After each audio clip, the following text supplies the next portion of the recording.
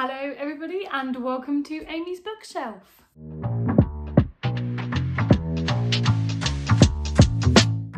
So today I want to talk about one of my favourite subgenres of books, which is medical memoirs. If you follow me on Instagram, you probably know that already because I always talk about how much I love them. It's definitely one of my favourite subgenres of non-fiction, and I always reach to a medical memoir if I see one recommended or if I'm in a bookshop and there's one there. I just find them really fascinating, and I find that you always learn so much, which I kind of love about reading non-fiction, when you can walk away from a book and think, I am now more knowledgeable about that topic. So if you haven't read a medical memoir before, or you're not sure if you have read one, and caveat, I have kind of just labelled this myself, so this is my own definition, but it's basically a memoir that revolves around a certain area of like medicine. So I will obviously go through my books, but some examples are things like oncology or neuroscience or pathology, things like that. Now that kind of sounds daunting, and I promise you don't have to be like an expert on any of those things to know about them, because most of the memoirs are written from a very like humanist perspective, and you get a really good understanding in layman's terms about the topic, and also what goes on in that field of medicine. So here are my recommendations. I think I have 8. 1, 2, 3, 4, 5, 6, 7, 8. Yes, 8. So I'll go through them one by one, just tell you a little bit about them and why I love them, and hopefully you can find something that you want to read as well. And if you have read any of these, please let me know what you think in the comments, or if you've got any recommendations for me, again, please do let me know. There's quite a few I want to read. In particular, one kind of topic that's missing from these books are COVID memoirs. I do own a couple, but I just haven't got round to reading them. So in 2023, I definitely want to read a couple of those. They tend to be from the perspective of like GPs or people in A&E who worked through COVID and what happened when they did. So yeah, they'll probably be quite traumatic, but again, very informative, and yeah, looking forward to reading them. Okay, without further ado, I will get started. So first up is The Last Act of Love by Kathy Renson-Brick. This is actually probably one of the first like medical memoirs I read, and what really got me into the genre. Now these, I should say actually before, I should probably split this pile into ones written by medical professionals and ones written by ordinary people who happen to live through some medical event, which is why they ended up writing the memoir. So this falls into the second category. So this is about Kathy's brother, who was hit by a car, I believe, if I remember correctly, and ended up in a coma. So it's basically her experience of what happened during that time, also about her relationship with her brother and with her family, the decisions they had to make when he was in a coma, and the decisions that led eventually to his death. So yeah, this is, I think I read this probably back in 2018 or 19, so a little while ago now, but I just remember loving how compelling and emotional it was. And I think this probably falls less onto the side of informative, in that, again, she's not a medical professional, so she can't go step by step through what it's like to live in a coma or like the medical sides of that, but she tells you the human side of it, and just things that you wouldn't normally consider, again going back to the decisions they have to make for her brother, and yeah, just the emotional turmoil that they all have to endure, which is hard to read, but yeah, like I said, it was really compelling, and I actually do want to reread this one because it's not very long, but yeah, I really loved it. So that is my first one. I'm now just going to sort these into those two categories that I said, so yeah, bear with me a second. Okay, I will continue now with that second category, so medical memoirs that are written by ordinary people, so people who are not qualified in that field of medicine. So next up we have Brain on Fire by Susan Callahan. Sorry, Cahalan, not Callahan. I always do that. So interrupting here, this is editing Amy.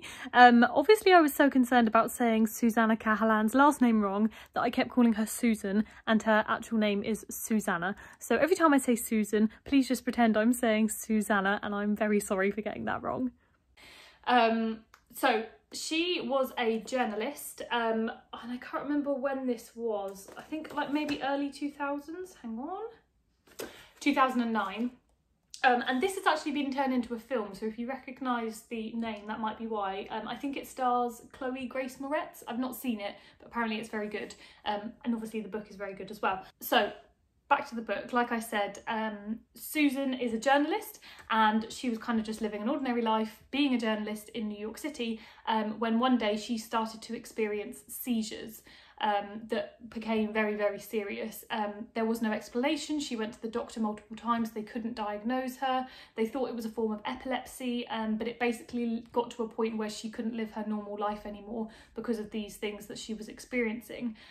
So the book goes through obviously everything that happened while she was experiencing the seizures, obviously how she went from being able to live a normal life and do her job to not being able to do that at all. But it also delves into how frustrating it was that she couldn't get a diagnosis, into a little bit about what doctors tried to diagnose her with, and the things she was adamant she didn't have. And yeah, it's really interesting from the one hand because she's a journalist, so she's just a really good writer and storyteller, and I think this story is told with the perfect amount of nuance and emotion, but also again from the kind of angle of the medical perspective, just learning about things that I was never exposed to previously. So like I said before, epilepsy and the seizures and the thing that she is eventually diagnosed with, which is a brain tumour. So yeah, I think this book can really be split into two parts, the medical side but also the human side, and how frustrating it was for Susan to have to live through this and try and make it out of the other side. I will just read you this bit from the blurb because I think it sums it up very nicely. This is the story of one woman's descent into insanity. In Brain on Fire, she pieces together the terrifying lost month of her life, asking what happens when your identity is suddenly destroyed and how you get it back. So yeah, I'd really recommend this. I am going to try and watch the film because, again, I've heard really good things, so hopefully it's a good adaptation. But yeah, read this. Then next up we have Flying on the Inside by Rachel Gotto. I actually spoke about this on Instagram last year for an ad I did with Amazon Publishing, but I really, really loved the book, which is why it's made it into this little list.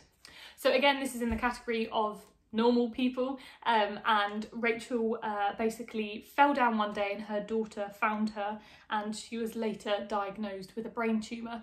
So again, this is a real humanist perspective because it shows the experience that Rachel had being diagnosed with a brain tumour, but also the effect it had on her life, on her family, and trying to make it through to the other side. Obviously brain tumours are really serious, and so it deals with the thought that she might not make it to the other side. So yeah, really emotional and compelling, like all of these books are, but again, fascinating and informative, and I thought that it was handled really, really well. In particular with this book, Rachel is such a great narrator, because you can just see her fierce determination to not let this brain tumour get the better of her, and I really love that. I think it's a really empowering novel if you've been through anything similar, but also if you haven't, just generally trying to take control of something that is basically out of your control. So yeah, this was really, really great. Like I said, did an ad for it, but love it apart from that, and this isn't an ad. But yeah, great book. Okay, and then this is the final one of the second category of books, the medical memoirs that aren't written by professionals. So the last one is The Undying by Anne Boyer. So I read this one on a recommendation from someone on Bookstagram actually when I was asking for medical memoir recommendations. And this is definitely very different, I think, to the rest of them. So this isn't like a step-by-step story of how someone was diagnosed with something and what happened and the details of it. This is very much kind of like a big stream of consciousness. So Anne Boyer is a poet and an essayist, I think, and this is her story of when she was diagnosed with breast cancer. And yeah, like I said, it's very much like a stream of consciousness, like a long-running thought, and it explores a lot of different things, but in particular, the reason I loved this was because it's from a very American perspective. So it gives you a real insight into what it's like having breast cancer while living in the USA. And that in particular is quite, well, fascinating, but also kind of horrifying because of the things that she goes into, in particular how your diagnosis and your treatment are directly correlated with how much money you have. Not only that, but also the kind of stark realization that a lot of people don't actually die from cancer when they have it. What they're dying from is the treatment that they're given. So either the chemotherapy, or if they're put on some trial medication or something that isn't 100% approved yet, but they're willing to try because it's their last hope at getting through it. Yeah, and she really goes into the, like I said, horrifying and stark reality of the fact that some people are actually more detrimentally impacted by the treatment that they try and have rather than the original cancer. So yeah, this is less of an informative one and more, again, a humanist perspective, just an ordinary person and her story. So yeah, a bit different to the other ones, but still really good and a really interesting and different perspective. So I'd still recommend that. Okay, and now the second category of medical memoirs, which are the ones written by medical professionals. So first up, and this is one I hold very dear to my heart, is Unnatural Causes by Dr. Richard Shepherd. Again, I think I read this 3-4 years ago, so a little while ago, definitely one of the first medical memoirs I got into and one of the first ones that convinced me how much I love this subgenre of non-fiction. So Dr. Richard Shepherd is a pathologist, which, if you don't know, is someone that examines the cause of death in a dead body. So it's quite a long book, and it does detail a lot of different case studies, which is really interesting because it allows you to see real life examples of what he would have examined. There are also a couple of famous cases mentioned in the book. So I know that it mentions Diana. I don't think he worked on her directly, but just what would happen from a pathologist's perspective.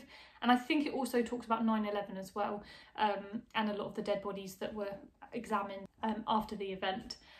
So yeah, it's really interesting because the individual cases are always really interesting to look at. So it talks about the kind of signs that you can see in dead bodies in order to work out how somebody died, and going on from that, how it can be used in criminal cases to prove either the guilt or innocence of someone who is on trial.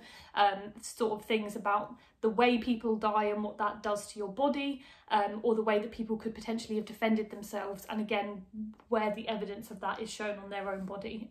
So yeah, really, really fascinating, and this is definitely one of those ones that's just incredibly informative, especially if you know nothing about pathology going in, which I didn't. So yeah, you can definitely learn a lot from it, and it's just really morbidly fascinating as well. So yeah, this is definitely probably one of my top 3 faves in this selection of recommendations. I'd really recommend it. Okay, then the next one is When Breath Becomes Air by Paul Kalanithi. This was featured in a couple of my videos last year because it was one of the books I really wanted to read last year because I'd heard really good things. Now this book is incredibly emotional and quite upsetting, so make sure you're feeling strong before you start reading it. So like I said, written by Paul Kalanithi, but actually he couldn't finish the book because he died before he could. So Paul was a neurosurgeon, and in his mid-30s, he was diagnosed with lung cancer. Hadn't smoked before, lived a pretty healthy life, but out of nowhere was diagnosed with lung cancer. So this is basically his story, not only of the lung cancer and the treatment and everything that happened after then, but also the story of how he got into neuroscience, what he did before then, the decisions he made throughout his life in order to get to that position. And yeah, I found this fascinating but also incredibly emotional. There's also an epilogue that's written by his wife because he wasn't able to finish the book. So yeah, make sure you are feeling very strong before you go into this. But I will link my other video here where I go into a little bit more detail about what I thought of this, because that video was filmed just after I finished reading, so I will have been able to remember a lot more. So watch that one if you want to know more about this. But yeah, very good but very emotional. Then probably the most famous book in this list is This Is Going to Hurt by Adam Kay. If somehow you've been living under a rock and you have not heard of this book, Adam Kay was a junior doctor in the late 2000s. Specifically, he worked for the NHS in England, and this is basically his diary entries from that time.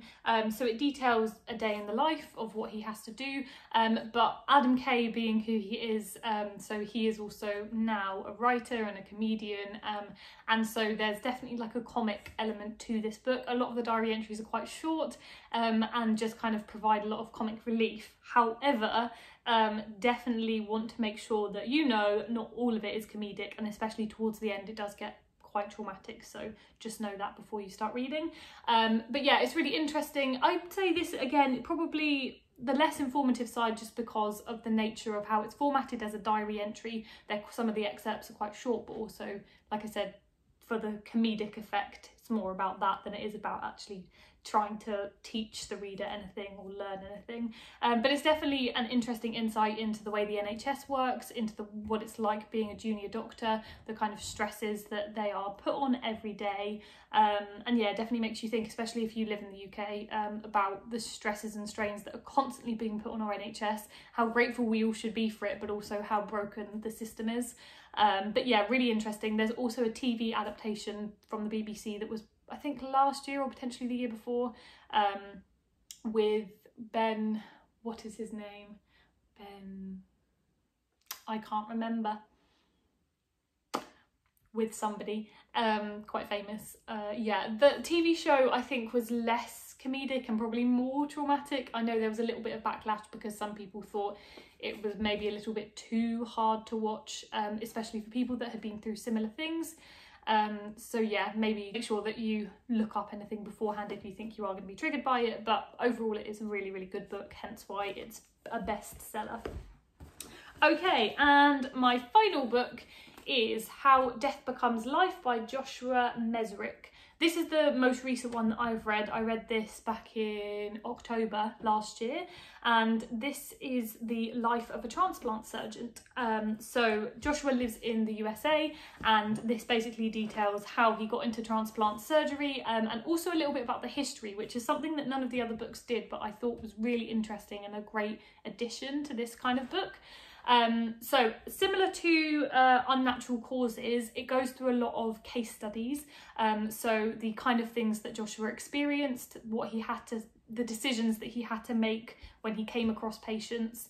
And what's really interesting about transplant surgery is a lot of it is to do with lifestyle choice. So for example, he talks about the ethical debate about whether an alcoholic should be allowed a liver transplant, because if they've done that to their own body, and potentially will continue doing it to the new liver that they're given, should they be allowed to have a new one? And that's a really interesting debate that he goes into a little bit.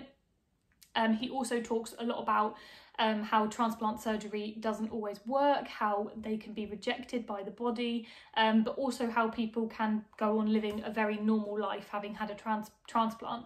So yeah, and then off the back of that, going into the history of how we first worked out how to transplant anything, the first successful case studies of organ donation and transplantation.